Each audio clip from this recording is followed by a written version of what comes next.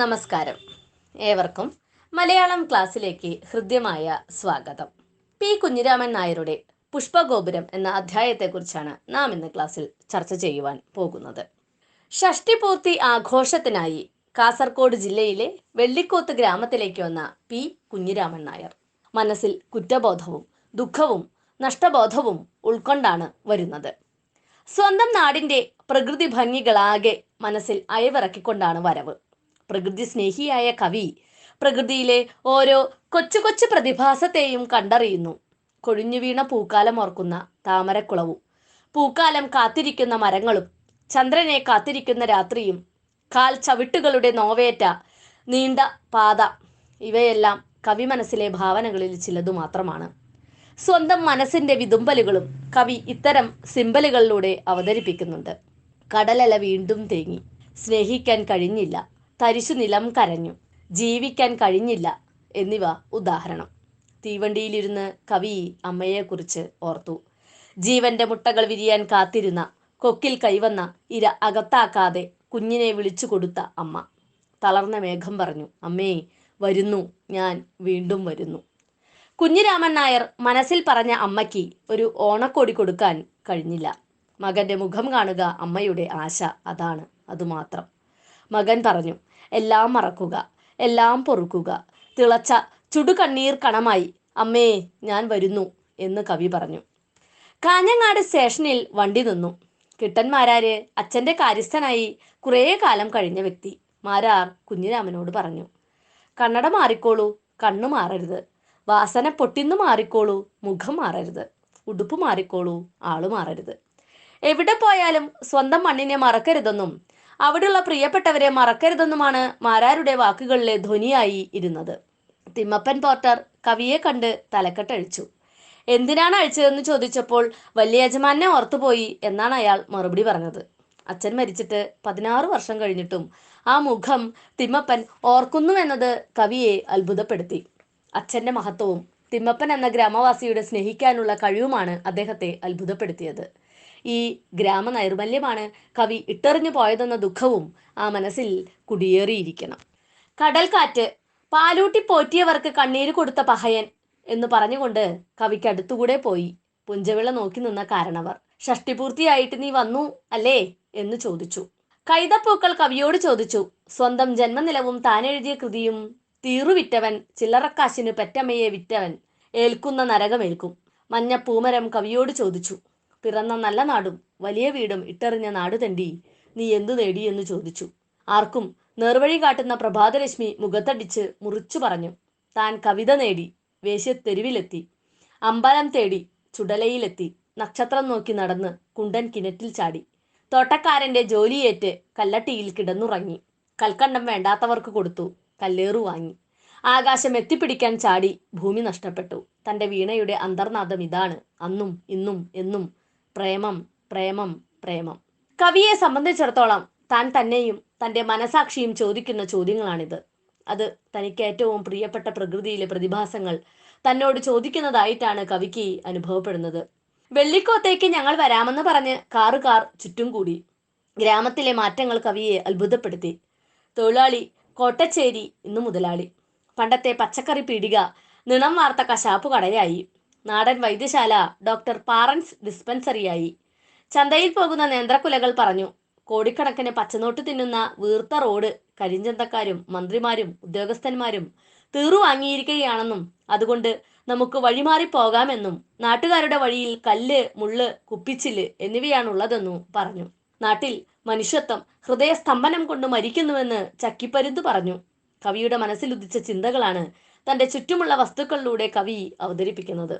മുത്തൻ പേരാൽ അടുത്തു വിളിച്ച്, കുഞ്ഞിരാമ നിന്റെ പല്ല് പോയി, കവിളൊട്ടി, തല വെള്ളിലയായി, വയസ്സായതറിഞ്ഞില്ല. കുട്ടിക്കാലത്ത് നീ പുത്തൻ സൈക്കിൾ ഓടിച്ച് എൻ്റെ മേൽ വന്നു വീണ് തൊലി പോയത് ഞാൻ മറന്നിട്ടില്ല. ഈ പാച്ചിൽ നിർത്തി ഒരിടത്ത് ഉറച്ചിരിക്കാൻ പറ്റുമോ എന്ന് നോക്കാനും പറഞ്ഞു. നീ നിന്നെ തിരക്കുക, നിന്നെ അന്വേഷിക്കുക, നിന്നെ കണ്ടെത്തുക എന്നും അരയാൽ പറഞ്ഞു. വയൽ കടന്ന് അച്ഛൻ്റെ വീടും ശേഷക്കാർ ഇടയ്ക്ക് കൂടി കഴിയുന്ന മാളിക വീടുകളും കടന്ന് കുഞ്ഞിരാമൻ വീട്ടിലെത്തി. 83-ലെത്തിയ ചെവിടി കേൾക്കാത്ത അമ്മ മകൻ വന്നതറിഞ്ഞ് മുകളിലെ മുറിയിൽ നിന്ന് ഇറങ്ങി വന്നു. ഗാർഗിയും മൈത്രേയിയും ആണ്ടാളും കുറൂരമ്മയും ഉദിച്ചസ്തമിച്ച പുണ്യഭൂമി. 40 കൊല്ലമായി മുറതെറ്റാതെ പ്രാണായാമം, മന്ത്രോപാസന, ഗുരുവായൂർ ഭജന എന്നിവ നടത്തുന്ന അമ്മ. അടുത്തുള്ള സ്ത്രീകൾ കുഞ്ഞിരാമനെ കാണാൻ വന്ന് തിരിച്ചുപോയി. ചന്ദനും ചിരുതയും രാധയുമെല്ലാം അമ്മയെ സഹായിക്കാനെത്തി. നമ്പീശൻ മാസ്റ്ററും സാഹിത്യസമിതി കാര്യദർശകൻ രാജേന്ദ്രനും കുഞ്ഞിരാമൻ നായരുടെ അനുജൻ കൃഷ്ണൻ നായരും എത്തി. കത്തുകൾ വായിച്ച് പാലക്കാടും വടകരയിലും കാസർഗോഡും കണ്ണൂർ, കോട്ടയം, എറണാകുളം, കോയമ്പത്തൂർ എന്നിവിടങ്ങളിലെല്ലാം സ്വീകരണങ്ങളുള്ള കാര്യം പി അറിഞ്ഞു. സന്തോഷ സന്താപ തിരക്കുത്തിൽ കുഴഞ്ഞ അമ്മ മാഷോടും രാജേന്ദ്രനോടുമായി പറഞ്ഞു, എല്ലാം തികഞ്ഞ അച്ഛൻ, എല്ലാം നിറഞ്ഞ വീട്. അവിടെ നിന്ന് ഇവൻ ഇറങ്ങിപ്പോയി. വീട്ടുചോറ് ഇവൻ ഉണ്ടിട്ടില്ല, നല്ല കിടക്കയിൽ കിടന്നിട്ടില്ല, നല്ല വെള്ളത്തിൽ കുളിച്ചിട്ടില്ല, നല്ല വെള്ളം കുടിച്ചിട്ടില്ല. അമ്മ വിളമ്പിയ കഞ്ഞിക്കിണ്ണം തട്ടിമാറ്റി ഇവൻ വിളി കേട്ട പോലെ എഴുന്നേറ്റോടി. 14 വയസ്സിൽ പട്ടാമ്പി പഠിക്കാൻ വണ്ടി കയറി. അന്നു തുടങ്ങിയതാണ് ഈ ഓട്ടം. പല്ലുപോയി, കണ്ണുകുഴിഞ്ഞു, കവിളൊട്ടി. നിറം പകർന്ന ഇവൻ തിരിച്ചു വന്നു. 10 ദിവസം തികച്ചും വീട്ടിലിരുന്ന് ഇവന് ആഹാരം കൊടുക്കാൻ ആഗ്രഹിച്ചു. മാഷ് അമ്മയെ സമാധാനിപ്പിച്ചത് ഞങ്ങൾക്ക് തോന്നുന്നത് മറിച്ചാണെന്നായിരുന്നു. ശ്രീരാമന്റെ വനവാസ കാലമായിരുന്നു അത്. രാവണ സംഹാരം കഴിഞ്ഞ് അയോധ്യയിലെത്തി കിരീടം ചൂടി മറ്റന്നാൾ പട്ടാഭിഷേകമാണെന്ന്. ഈ നാട്ടിലെ ഒരമ്മയ്ക്ക് കാണാൻ കഴിയാത്ത, കൈവരാത്ത ഭാഗ്യമാണ് ഇത്. മൂത്ത മകനെ ചൊല്ലി അമ്മയ്ക്ക് ഇനി ആധി വേണ്ട എന്നും അവർ പറഞ്ഞു. അമ്മ ഇക്കാലത്തെ ചെറുപ്പക്കാരെ കുറിച്ച് പറഞ്ഞു, നീന്തൽ അറിയാത്തവർ വെള്ളത്തിൽ കിടന്ന് പിടയും പോലെ പിടയുകയാണ്. മരിച്ചുപോയ വലിയ ജോത്സ്യൻ കുഞ്ഞിക്കുട്ടൻ മരുമക്കളോട് പറഞ്ഞിരുന്ന കാര്യവും അമ്മ പറഞ്ഞു. സമയത്തിന്റെ വിലയറിയാത്തവന് വിദ്യയില്ല, ചെമ്പുതട്ടിന്റെ വിലയറിയാത്തവനും ധനമില്ല, കടം പേടിയില്ലാത്തവന് മനസുഖമില്ല, ദൈവത്തെ പുറന്തള്ളുന്നവന് ഇഹത്തിലും പരത്തിലും ഗതിയില്ല. കേരളത്തിന്റെയും ഇന്ത്യയുടെയും പല ഭാഗങ്ങളിൽ നിന്നും വലിയ തുക ഷഷ്ടിപൂർത്തി കമ്മിറ്റിക്ക് കിട്ടിയിട്ടുണ്ട്. രാജേന്ദ്രന്റെ അഭിപ്രായം, ആ തുക ബാങ്കിലിട്ട് എല്ലാ മാസവും അതിന്റെ പലിശ വാങ്ങാൻ ഏർപ്പാട് ചെയ്യുകയാണ് വേണ്ടത് എന്നായിരുന്നു. അല്ലാതെ വലിയ ആർഭാടങ്ങൾ കാണിച്ച് മുഴുവൻ തീർക്കുകയല്ല വേണ്ടത്. സ്കൂളിൽ നിന്നും പിരിഞ്ഞ് എഴുത്തുകൊണ്ട് മാത്രം മലയാളത്തിൽ ഒരു കവിക്കും കഴിയാൻ പറ്റില്ല എന്നതാണ് ഇതിന് കാരണമായി പറയുന്നത്. മാഷിന്റെ അഭിപ്രായത്തിൽ ഇപ്പോഴത്തെ സാഹിത്യകാരന്മാർ പ്രസാധകന്മാരുടെ ചൂഷണത്തിന് വിധേയരാകുന്നവരാണ്. അതിൽ നിന്ന് അവരെ രക്ഷിക്കാൻ മൂലധനമായി ഈ തുക വിനിയോഗിക്കുന്നതാണ് നല്ലതെന്നായിരുന്നു നമ്പീശൻ പറഞ്ഞത്. രാധയുടെ ഭർത്താവ് ശങ്കരനെ കുറിച്ച് കവി പറയുന്നു, മുട്ടുമുറിയാത്ത ഖദർമുണ്ടെടുക്കുന്ന, ഹിന്ദി ട്യൂഷൻ എടുക്കുന്ന, മണ്ണു പൊന്നാക്കുന്ന അരോഗ ദൃഢഗാത്രനായ ശങ്കരൻ. ശരിക്കു പറഞ്ഞാൽ വടക്കൻ നാടൻ കൃഷിക്കാരൻ. പ്രദോഷം നോൻപുകാരനാണ് ശങ്കരൻ. കാതലുള്ള തേക്കുമരം പോലൊരാൾ. സ്വാതന്ത്ര്യ സമരത്തിൽ പങ്കെടുത്ത് ജയിൽ ശിക്ഷ അനുഭവിച്ചിട്ടുണ്ട്. പണിക്കാരോടൊപ്പം പാടത്തിറങ്ങി പണിയെടുത്തും ഗീത, തുളസീദാസ രാമായണം, ഭാഗവതം, ശിവപുരാണങ്ങൾ എന്നിവ മുടങ്ങാതെ പാരായണം ചെയ്തും. മാതൃഭൂമി പത്രാധിപർ CH കുഞ്ഞപ്പ വീട്ടിൽ വന്നപ്പോൾ ശങ്കരനെ കുറിച്ച് അഭിപ്രായപ്പെട്ടത് ഇപ്രകാരമാണ്: ഇന്ത്യയിലെ കൃഷിക്കാരന്റെ മാതൃകാ ചിത്രം ഞാനിവിടെ കണ്ട് നാവടക്കി.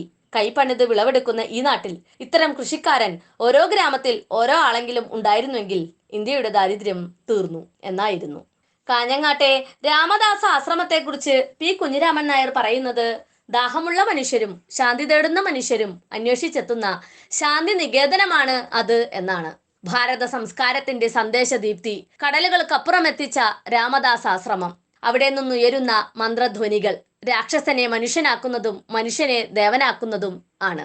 മുറ്റിത്തഴിച്ച ആശ്രമ വൃക്ഷങ്ങൾ ഇടയ്ക്കിടെ വരൂ, ഇന്നത്തെ ലോകം ആ ഭ്രാന്തശാലയുടെ വഴിമാറി ഈ പൂന്തോപ്പിൽ വരൂ എന്ന് കവിയെ ക്ഷണിച്ചു.